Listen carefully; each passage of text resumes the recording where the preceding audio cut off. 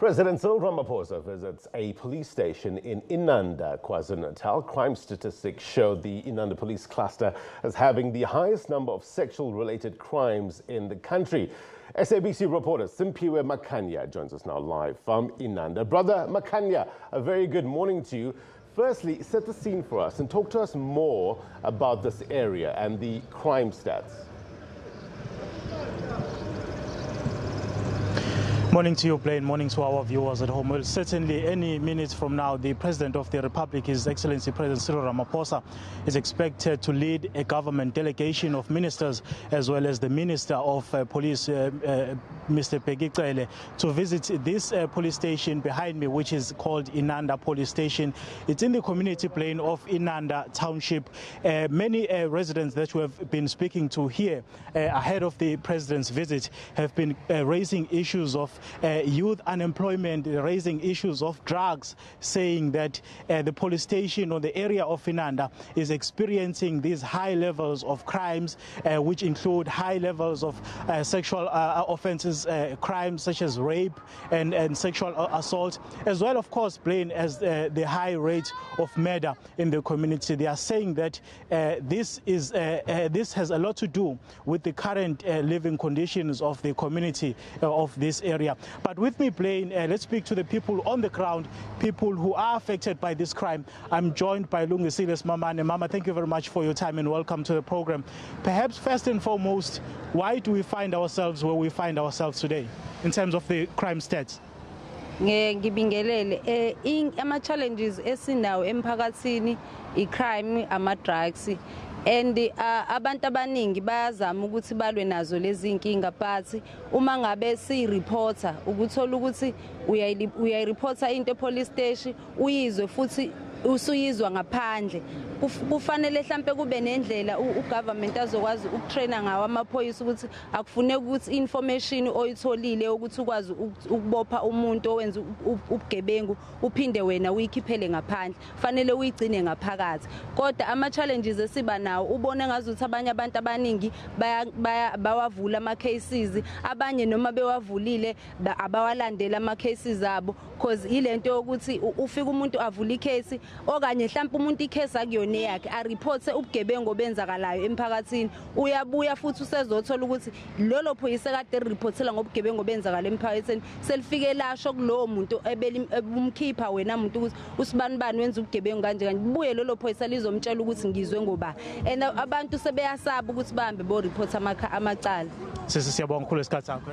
Ngiyabonga. Thank you very much. Well, Belen, in a nutshell, she's basically saying that as community members, they feel that there is no proper cooperation or working together with police in terms of addressing the issue of crime. She's even highlighting the fact that sometimes when community members come here and report incidences of crime, you find that the very same police officers who are supposed to use that information to trace the perpetrators then go and report to perpetrators to say, so and so told me that you did this. So it actually puts those who are raising these issues in danger. Also, Blaine, I've got a gentleman next to me, Mlindelo Babunqumalo. Thank you very much for your time as well. You stay in this area. You've constantly been experiencing the issue of crime, according to what we've been talking about before we went on air. Where is the government getting it wrong? I think there is a lack of proper training in terms of the police members, because you look at, as our fellow sisters mentioned, that some of our police members are also involved in these crime activities. In any case, they are in the payroll of these criminals. So you find yourself in a very difficult situation sometimes if you have to come and report the crime at the police station, knowing very well there's nothing's going to happen, because all these things that the community are complaining about, police, they are aware who are these people who are selling drugs in our communities, but they do nothing about it. They know exactly who's doing what and where, and then when you report that crime, and then one of the police members will tip off those people who are selling drugs. Obviously, when they go to search or for a parade in that place, and then they won't find anything. But I think government needs to insist, with the proper training with the police members, maybe once a month or so. But besides the issue of training, is there anything else that you've been able to identify to say it's also perhaps a contributing factor in the issue of crime in the area? When I spoke to a gentleman who could not unfortunately be on air, said that the issue of drugs is primarily the issue that is causing this problem in the area. Yeah, that's very true. Drug users here it's very high, Inanda. To an extent, with youth, they're unemployed, and then they find themselves getting into drugs activities and then alcohol as well, alcohol abuse. Yeah, unemployment nayo idlala a big role in terms of crime la Inanda. So in a nutshell, your message is that police are certainly not doing enough to curb the issue of crime in the area. No, they're not doing enough. And then again, in terms of gender equality la Inanda, that's another problem. If you are a male and then also report a case at the police station, they don't take you serious. And then if it's a female, and then they react same time. So that's another problem, a contributor of which igcina selidela kulento le abantu besifazane kube sengathi baya abuswa eNanda, kanti not because ba abuse indlela amaphoyisa asebenza ngayo emphakathini, abastreet ngendlela efanayo somphakathi. Do you have faith though in these police officers who work at this police station? Not really. I think they need to, do more, because if amaphoyisa besebenza ngale ndlela kumele asebenze ngayo, this crime rate it wouldn't be that much. Yabo, it wouldn't be that much if amaphoyisa besebenza ngendlela asebenza ngayo.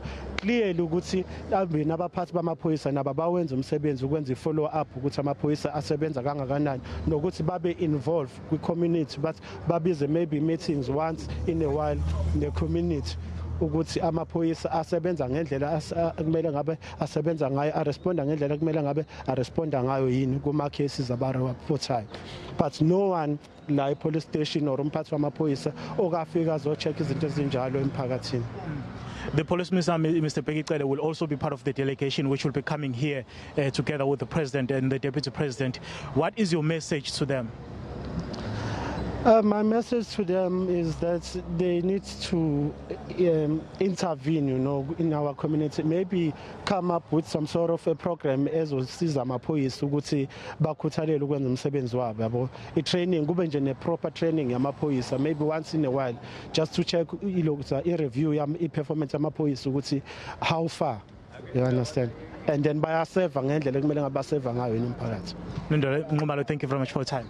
Thank you, sir. All right, Blaine, there was just some of the sentiments that the community of Inanda here are raising, saying that the issue of police training remains quite a big issue, saying that the police minister, Mr. Bekicele, must ensure that police who work here receive constant training so that they are able to deal with a variety of cases and they are able to properly handle those cases. We're expecting the President Blaine to arrive here at about 9 o'clock this morning. He will then be joined by the police minister as well as the Deputy President of the country, His Excellency Mr. David Mabuza. Blaine, it's over to you in Johannesburg.